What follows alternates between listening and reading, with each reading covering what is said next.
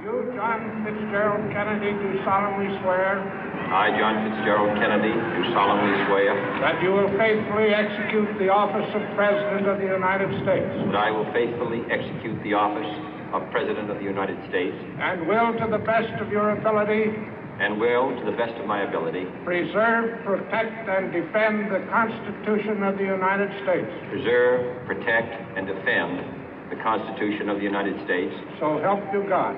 So help me God.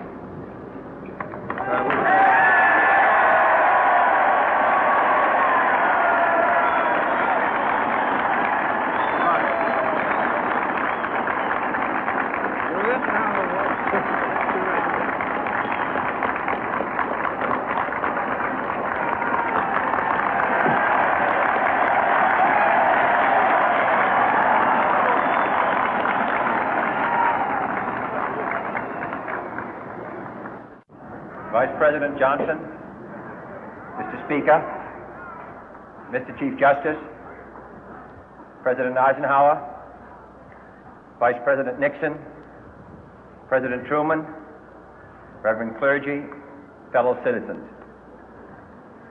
We observe today not a victory of party, but a celebration of freedom, symbolizing an end as well as a beginning, signifying renewal as well as change.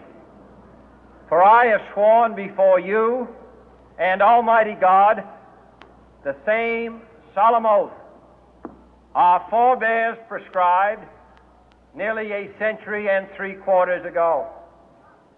The world is very different now, for man holds in his mortal hands the power to abolish all forms of human poverty and all forms of human life. And yet the same revolutionary beliefs for which our forebears fought are still at issue around the globe. The belief that the rights of man come not from the generosity of the state, but from the hand of God. We dare not forget today that we are the heirs of that first revolution. Let the word go forth from this time and place to friend and foe alike that the torch has been passed to a new generation of Americans born in this century, tempered by war, disciplined by a hard and bitter peace, proud of our ancient heritage, and unwilling to witness or permit the slow undoing of those human rights to which this nation has always been committed and to which we are committed today at home and around the world.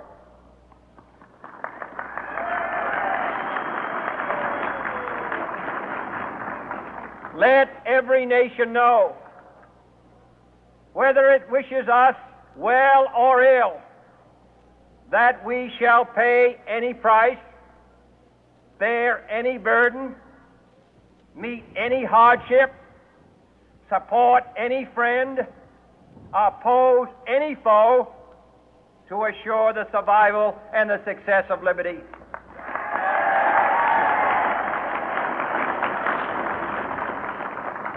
This much we pledge and more. To those old allies whose cultural and spiritual origins we share, we pledge the loyalty of faithful friends. United, there is little we cannot do in a host of cooperative ventures. Divided, there is little we can do, for we dare not meet a powerful challenge at odds and split asunder. To those new states whom we welcome to the ranks of the free, we pledge our word that one form of colonial control shall not have passed away, merely to be replaced by a far more iron tyranny. We shall not always expect to find them supporting our view, but we shall always hope to find them strongly supporting their own freedom, and to remember that in the past, those who foolishly sought power by riding the back of the tiger ended up inside.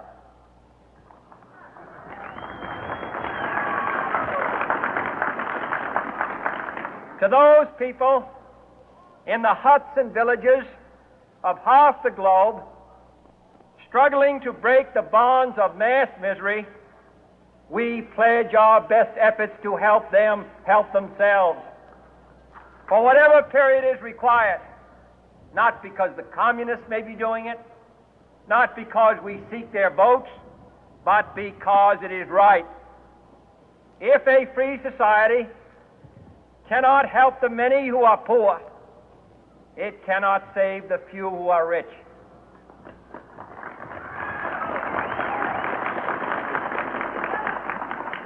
To our sister republics south of our border, we offer a special pledge to convert our good words into good deeds, in a new alliance for progress, to assist free men and free governments in casting off the chains of poverty. But this peaceful revolution of hope cannot become the prey of hostile powers. Let all our neighbors know that we shall join with them to oppose aggression or subversion anywhere in the Americas. And let every other power know that this hemisphere intends to remain the master of its own house.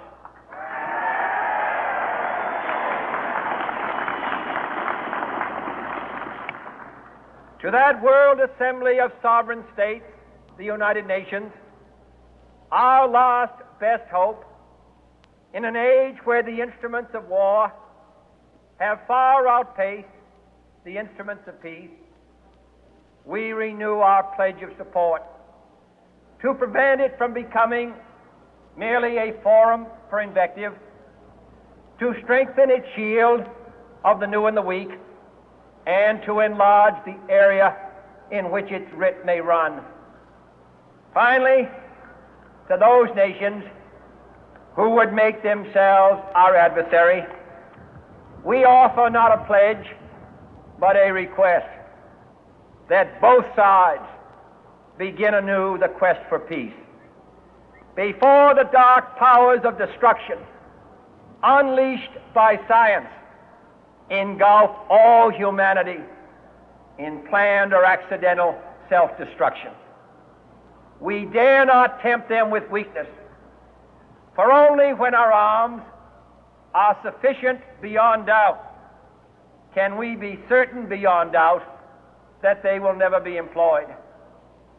But neither can two great and powerful groups of nations take comfort from our present course, both sides overburdened by the cost of modern weapons, both rightly alarmed by the steady spread of the deadly atom, yet both racing to alter that uncertain balance of terror that stays the hand of mankind's final war.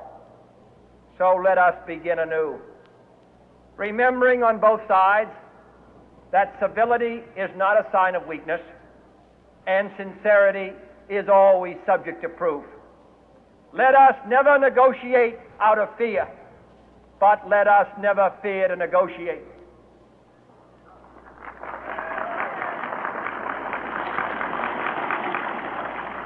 Let both sides explore what problems unite us, instead of belaboring those problems which divide us. Let both sides, for the first time, formulate serious and precise proposals for the inspection and control of arms, and bring the absolute power to destroy other nations under the absolute control of all nations.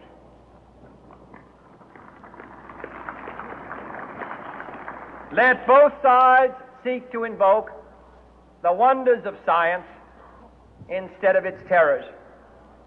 Together, let us explore the stars, conquer the deserts, eradicate disease, tap the ocean depth, and encourage the arts and commerce. Let both sides unite to heed in all corners of the earth the command of Isaiah to undo the heavy burden and let the oppressed go free. And if a beachhead of cooperation may push back the jungle of suspicion, let both sides join in creating a new endeavor, not a new balance of power, but a new world of law, where the strong are just and the weak secure and the peace preserved. All this will not be finished in the first 100 days, nor will it be finished in the first 1,000 days, nor in the life of this administration, nor even perhaps in our lifetime on this planet. But let us begin.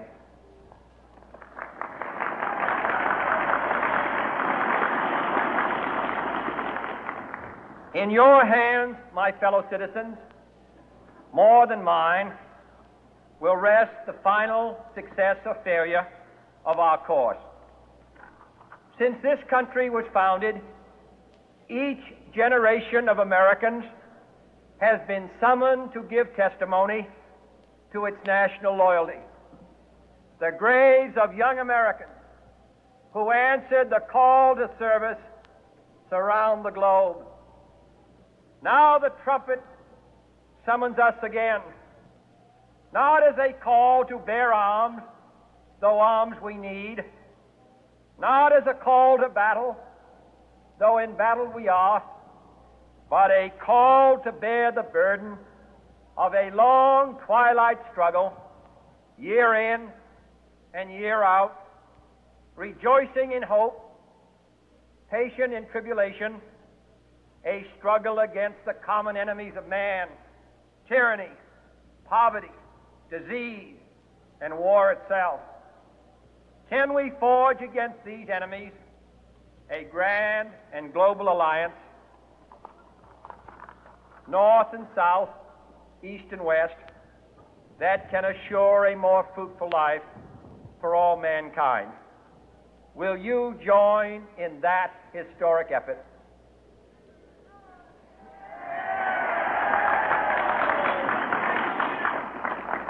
In the long history of the world, only a few generations have been granted the role of defending freedom in its hour of maximum danger. I do not shrink from this responsibility. I welcome it.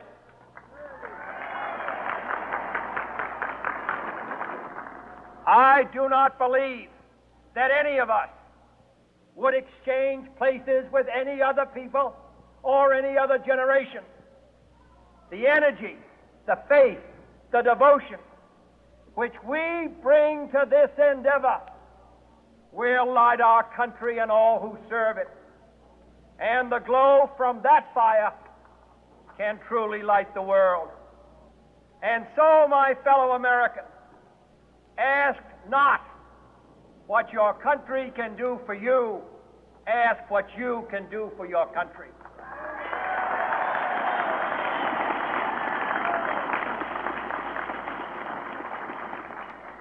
My fellow citizens of the world, ask not what America will do for you, but what together we can do for the freedom of man.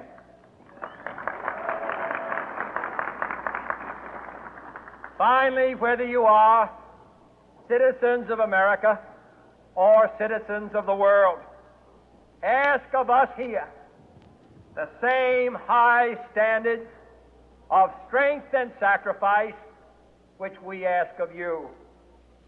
With a good conscience, our only sure reward, with history the final judge of our deeds, let us go forth to lead the land we love, asking His blessing and His help, but knowing that here on earth, God's work must truly be our own.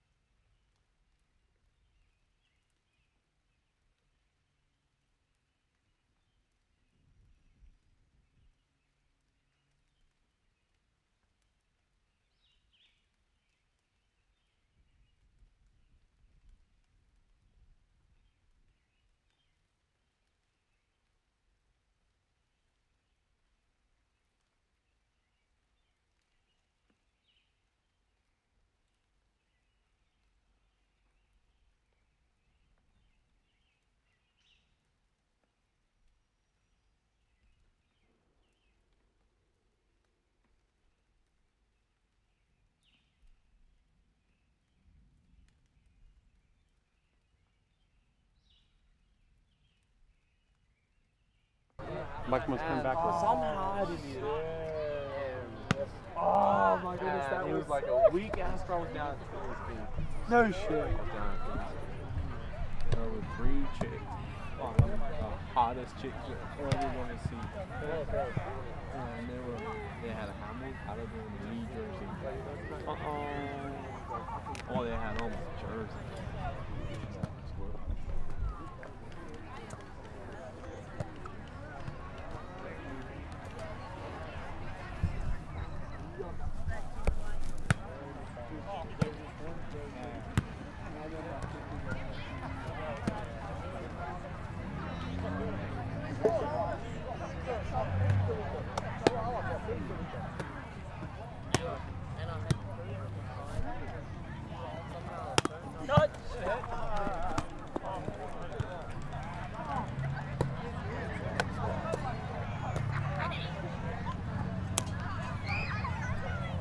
Like that.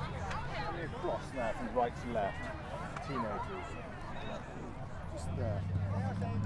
These guys. These girls. Boys, girls. Girls.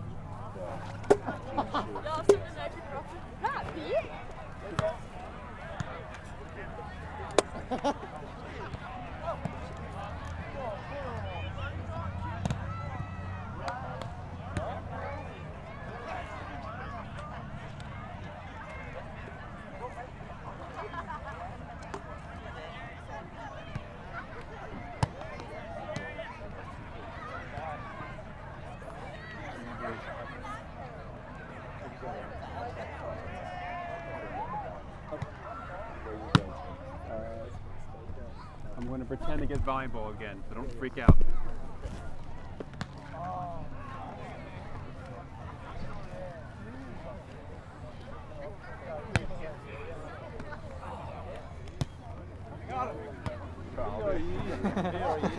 Is he or me? No, you can go.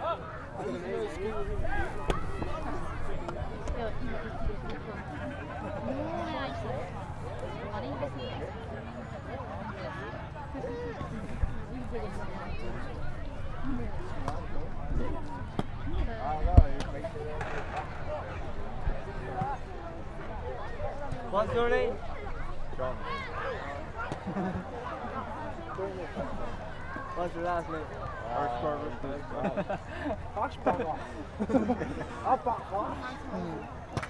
Yeah. Well, I already know we're 9 points today. That's freaking awesome. Is it? Like down in Chinatown? I know what Bullfrog is. Is that what's called Georgetown? We just call it Bullfrog. Yeah, I could hang out at Bullfrog Inn for a little bit and get some drinks on. Yeah, that'd be cool. Yeah, man. Oh, you guys got your team.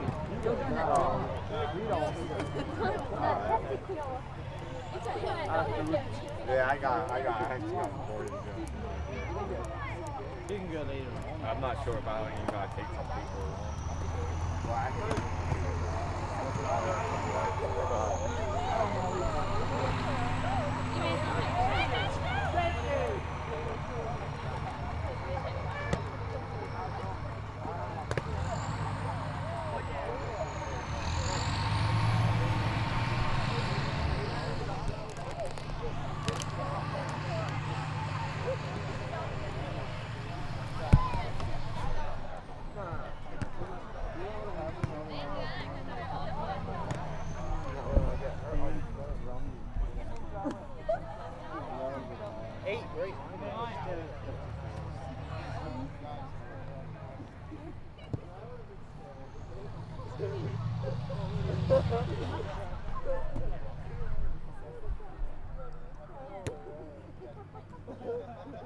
Everybody's like, intercourse is gonna win.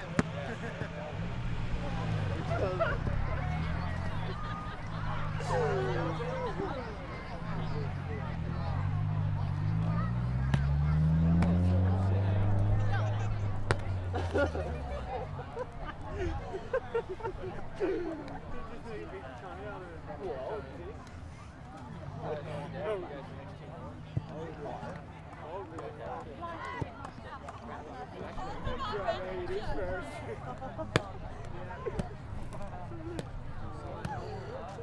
my goodness.